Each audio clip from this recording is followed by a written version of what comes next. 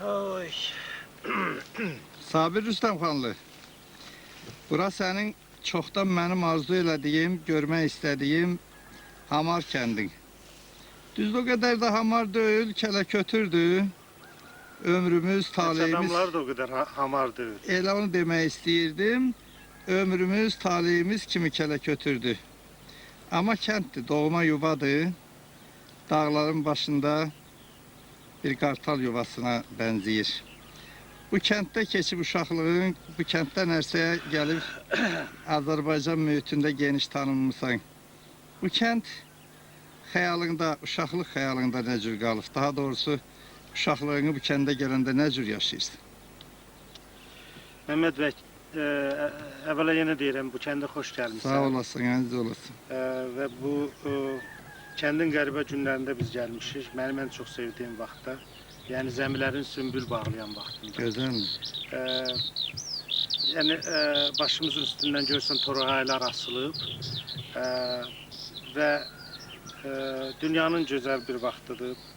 Bu bir neçə saatlıq adam gəldiyi yolları da unudur, dünyanın problemlərini də unudur, Bakını da, müharibəni də, millətimizin çətin günlərini də, vəziyyətini də unudur və yaşadığımız günlərin, uşaqlıq günlərinin biraz da idillik olan xatirələrinə qayıdırıq. Məsələ burasındadır ki, mən şəhərə də, kəndə də hamısına eyni dərəcədə hörmət edən bir adamam, amma bir də nədən fikirləşirəm ki, adam bu kəndləri görməsəydi, bax bu zəmiləri, bu çölləri, bu dağları, bu meşələri görməsə, şübhəsiz ürəyində neysə biraz yarımçılıq olardı, həyatında bir yarımçılıq olardı. Ona görə mən bir vaxtlar bu kənddə uşaqkən bu dağlara baxırdım, bu dağların arasında biraz çökəkdə deyirik kəndimiz. Amma dörd tərəfə baxırsan sıra dağlardır, baxırsan uşaqlıqda fikirləşirdim ki, görəsən nə vaxtsa mənə qismət olacaq bu dağları aşıb böyük dünyaya çıxmaq. Yəni o vaxt bizim əsas arzumuz bu kənddə böyüyən uşaqların arzusu buydu ki, necə olsun, oxuyum, təhsil alım, bu kənddən çıxım, dünyanı görüm, görüm dünyada nə var.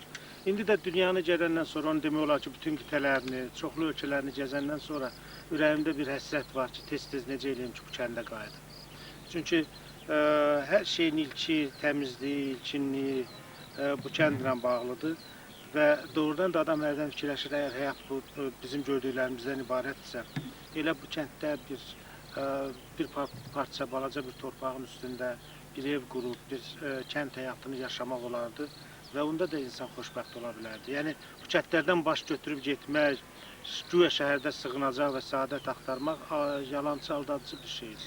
O can attığın böyük dünyanın böyük bir hissəsini gördün. Sənin aləmində bu kəndlə o dünyanın fərqi nətərdir? Böyük dünya, o gördüğün böyük dünyadır, yoxsa bu kiçik dünyanın, bu kənddir? Yəni mən doğrudan elə bilirdim ki, bu dünyadan gedəndən sonra dünyanın sirlərini açacağım. Amma indi dünyanı gəzəndən sonra o qədər suallar meydana çıxır ki, mən bu kəndə qayıdıram ki, o sualların cavablarını tapım. Gözəl. Və doğrudan da bu kənddə çox şeylərin cavabını tapmaq olur. Yəni bir balaca damlada okeanın sirri olduğu kimi, bir balaca qum dənəsi kainatın bütün quruluşunu əks elətdirə bildiyi kimi, bu kənddə də insan münasibətləri bütün dünyanı göstəriləsidir. Və dünyanı görmədiyinə görə bu kənddə yaşayanda adam daha rahat olur. Və indi gedib çox şeylər biləndən sonra bura qayıdırsan ürəyi soyutmağa. Mənim çox yazılarım var. Mənim ilk şeirim də bu kəndə aiddir. Bu kəndə aiddir, bu dağlara aiddir, bu meşələrə aiddir ilk şeirlərim. O vaxt mənə elə gəlirdi ki, deyək ki, dağlar deyəndə ancaq Səməd Vurğunun dağlarını düşünürdü və elə bilirdi ki, ancaq onun gördüyü dağlara şeir yazmaq olar. Və ancaq kolxoz kəndinə işıqlıdır lampaları kolxozun, yəni o işıqlı lampaları olan kolxoz haqqında şeir yazmaq olar. Və mən 5-ci sinifdə oxuyanda bizim məktəb buradan görünür. O vaxt 30-cu illərdə tikilmiş, son dərəcə gözəl bir məktəbidir. 5-ci sinifdə oxuyanda ilk şeirimi yazdım, Kəndim adlı ilk şeiri və elə həmin şeir də bizim rayon qəzetində çap olundu. Tilsim qırıldı və mən birdən-birə hiss elədim ki, bu zəmilər haqqında, bu meşələr, bu torpaq haqqında da şeir yazmaq olar. Və bəlkə də biraz mənim elə şeir yazmağım cığallıqdan başlayıb. Yəni özümü göstərmək, bu kəndi göstərmək, nəyisə dünya sübut eləmək iddiasından başlayıb. Ola bilsin bunun istedada İnsan- və ilhama heç bir dəxli yoxdur. Şair oldu olmadı. İnsan özünü bu dünyaya göstermek istiyor. İçindeki kudreti göstermek istiyor. Onu çok yerinde Yox, değilsin. hamı gizlədir. Hamı deyir ki, mənim ilhamım belə aşıbdı, coşurdu. Mənə filan hiss, mən vuruldum ilk dəfə belə nəysə bu vurğunluq mənə təsir edir. Ola bilsin bunların hamısı var və bizim hamımız onu yaşamışıq. İnsan bu deyilən şeylərin hamısını öz həyatında yaşayır. Amma burada bir daxili təəssüb hissi də var. Yəni niyə görə bu gözəllik, bu torpaq, bu kənd layiq olduğu qiymətini almasın? Gəldik yollarımıza baxdıq. Dəhşətli. Qarabağ əldən vermişik. Bu da Azərbaycanın balaca bir Qarabağıdır. Niyə görə bunun rahat yolu olmasın? Niyə görə bu rayon haqqında illərlə düşünən olmasın? Niyə görə bura Azərbaycanın belə unudulmuş bir güşəsi olsun? Bura Azərbaycanın vaxtıkən Sibiri deyirdilər. Və hələ indi yayda gəlmişik. Gör, cəmaat illər uzunu, 10 illər uzunu o zülmü çəkir. Bir adam fikirləşmir bunu. Kim hardan doğulubsa Azərbaycan rəhbərliyinin vaxtı ikən ancaq o doğulduğu yolların, yerlərin, o məkanların deyək ki, yolu, izi haqqında fikirləşib. Bax, Azərbaycan tarixini fikirləşsək, hansı dövrdə, hansı bölgədən birinci katib çıxıbsa, başçı çıxıbsa, həmin illərdə o bölgəyə xüsusi diqqət verilib. Bu cür namərdlik olmaz. Torpaq hamımızındır. Niyə görə yolu, izi olmasın? Və bu təəssüb həmişə məni düşündürüb, bəlkə mənim yazılarımın bir hissəsi də oradan doğulur ki, mən yol çəkdirə bilməmişəm, amma heç olmasa şeirini yazım, heç olmasa ruhunu yazım. Və ömür kitabı da biraz elə oradan doğulmuşdu ki, mən bu balaca kəndlərin ruhunu çatdıra bildim. Sabir bəy, vaxtilə deputatların bir çoxu başqa yerlərdən gətirib tırıdırlardı ki, sən bu yerin deputatısan və onun dalınca düşürdülər, bir şeyə nail olurdular. Bu kənddən çıxmış bir adam və Milli Məclisin üzvü, Azərbaycanın bir deputatı kimi əlindən bir şey gəlmir bura bir gün ağlayasan. Yox, mən uzun illər yəni yardımının yolunu çəkilişində də mənim çox zəhmətim olub. O vaxt Həsən Həsənov Nazirlər Kabinetinin sədri idi və mən ondan xahiş elədim, o yolu xeyli sürətləndirdik. Bu kəndin yolu da 7 kilometrlik yolu var. Sən bağışla, mən bu vələməri əlimdə tutmuşam, bundan çox xoşum gəlir. Şiyə o yaraşır da qardaş. Xoşum gəlir bundan. Nəysə, o 7 kilometrlik yolu da mən uzun müddət dövlət planına saldırdıq. Amma təəssüf ki, ayrılan pulu elə o yol idarələrinin, yol şirkətlərinin əməkdaşları belə çox təsərrüfatsızlıqla sərf elədilər. Amma yol axıra kimi yəni çatdırar. Daş döşəndi, amma rahat düzəldilmədi axıra kimi. Hətta keçən il mən özüm öz vəsaitimlə bir xeyli kömək elədim. Batmışdım ümumiyyətlə, bir xeyli daş döşətdirdik təzədən. Mən çalışacağım bu yol düzəlsin, dəxli yoxdur. Əgər Allah ömür versə, imkanım olanda öz vəsaitimlə də olsa bu kəndin yolu abadlaşmalıdır. Heç olmasa o yol məndən yadigar qalmalıdır. Doğrudan mən dünən səninlə gəlirdim. Xəyalımda çoxdan görmək istədiyim bu yardımlının yolları məni elə küskün elədi ki, Allah Allah, biz yerimizi, yurdumuzu nə qədər unutmuşuq, nə qədər soyuqqanlıyıq. Dünən Kəlbəcər bir soyuqqanlığın qurbanı oldu. Biz gözdən uzaq, könüldən iraq idik. İndi gəlirəm ki, elə bu dağlar da elədir. Bu dağlara başına pərvanə kimi dolanmaq əvəzinə nə qədər pis münasibət bəsləyir. Adam dəli olur. Eyni şey düz deyirsən, sən onu yaşamısan, sən bu kəndi ona görə duyursan ki, sən özün belə buna oxşar kəndlərdən çıxmısan, kənddən çıxmısan. Məsələ burasındadır ki, hərdən adamın ürəyindən çox acı həqiqətlər keçir, sərt həqiqətlər. Bunu dilə gətirmək çox ağırdır, amma birdən fikirləşirsən ki, sən bu torpağın üstündə yaşayıb, o torpağı ancaq korluyursansa, ancaq onun meşəsini qırırsan, suyunu çirkləndirirsən, havasını korluyursansa, deməli onda sənin o torpağın üstündə yaşamağa haqqın yoxdur.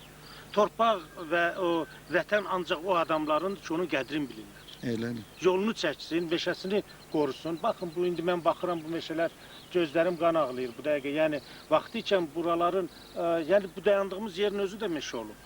Və buraların heç o meşələrdən keçəndə mənim yadıma gəlir uşaqlıqda baxmayaraq ki, onda xof, qorxu hiss eləmirdik. Amma gündüz keçirdi, elə bil qaranlıqda keçirdik. Amma indi hamısı seyrəlib keçər, başa dönüm dağlarımız. Çox təəssüf. Sabir, biz çox şeydən danışırıq, amma sənin boya başa çatdığın bu kənddə bir şeylə maraqlanıram. Neçənci dədən sənin bildiyin bu kənddə yaşayıb və ismini xatırlayırsanmı? Bu kənddə bizim cəmaatın dediyinə görə mənim yadıma gələn 7-ci ya 8-ci babamızdır. Dəqiq yadıma, yəni indi deyə bilərəm. Ən qədimi Cəfər kişidir. və deyirlər bu dağın özündən Ərdəbil tərəfdən gəlib, belə deyirlər. Bəlkə də gəlməyib, belə burada yaşayıb. Ərdəbil də bir yardımlı idi, yardımlı da bir Ərdəbil Bu idi. dağın özü Ərdəbildir, yəni dəfələrlə buradan ora köçüblər.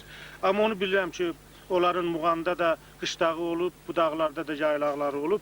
Və Cəfər kişinin oğlu, çox oğlanlarından biri Səfxan kişi. Mən hərdən zarafata deyirəm ki, bu Səfxan ilə Ərdəbildə həmin Səfi Şeyx Səfinin nəslindəndir. Səfxandır və bu kəndin bir hissəsi, böyük bir hissəsi Səfxanlılardır. Onun da 5-6 qanadı var, onun biri Rüstəmxandır, yəni Səfxanın oğlu Rüstəmxandır. Rüstəmxanın oğlu Abdüləlidir. Abdüləli indi mənim əmlərimin yarısı Abdulov yazdırır, yarısı Əliyev yazdırır. Bir adı iki yerə bölüblər. Sonra Abdüləlinin oğlanlarından biri Adı Şirindir. Və Adı Şirinin oğlu Xuda Şirindir, Xududur, mənim atamdır. Sən vaxtıyla şeirlərini Xudiyev yazdırırdın. Yox, Xudiyev yazdırmamışam. Xuduşov, hə?